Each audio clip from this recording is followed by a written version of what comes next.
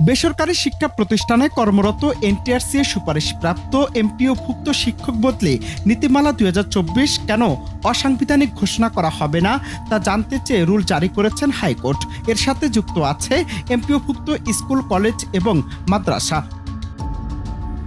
এসব শিক্ষা প্রতিষ্ঠানের জনবল কাঠামো এবং এমপিওভুক্ত শিক্ষক বদলি নীতিমালা ২০২১-এর বিধি ১২(২) এবং সক্রিয় সফটওয়্যারের মাধ্যমে বেসরকারি শিক্ষা মাদ্রাসা প্রতিষ্ঠানে কর্মরত এনটিআরসি এর সুপারিশপ্রাপ্ত এমপিওভুক্ত শিক্ষক বদলি নীতিমালা নিয়ে এ রুল জারি করা হয়। একই সঙ্গে ২০১৫ সালের ৩০ ডিসেম্বরের পূর্বে ম্যানেজিং কমিটি বা গভর্নিং বডি কর্তৃক নিয়োগপ্রাপ্ত এমপিওভুক্ত শিক্ষকদের বিদ্যমান বা ভবিষ্যতে প্রণীত বদলি নীতি নিয়মের অধীনে সমান শর্তে বদলির সুযোগ দেওয়ার নির্দেশ কেন দেয়া হবে না তাও রুলে জানতে চাওয়া হয়েছে। রোববার বিচারপতি ফাহমিদা কাদের ও বিচারপতি সৈয়দ জায়েদ মনসুরের সমন্বয়ে গঠিত হাইকোর্ট বেঞ্চ এই আদেশ দেন।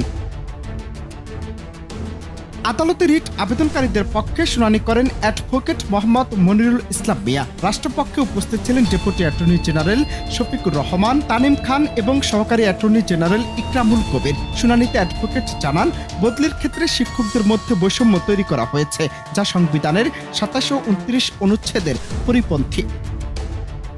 এর আগে বেসরকারি শিক্ষা প্রতিষ্ঠানের ৫০ জন শিক্ষক বদলি নীতিমালা চ্যালেঞ্জ করে রিট আবেদন করেন। আবেদনকারীদের দাবি, নতুন নীতিমালায় এক শ্রেণীর শিক্ষকদের বদলির ক্ষেত্রে সুবিধা দিলেও অন্যদের ক্ষেত্রে তা সীমিত করা হয়েছে। ফলে একই পদে কর্মরত শিক্ষকদের মধ্যে বৈষম্য সৃষ্টি করা হয়েছে, যা আইনগতভাবে গ্রহণযোগ্য নয়।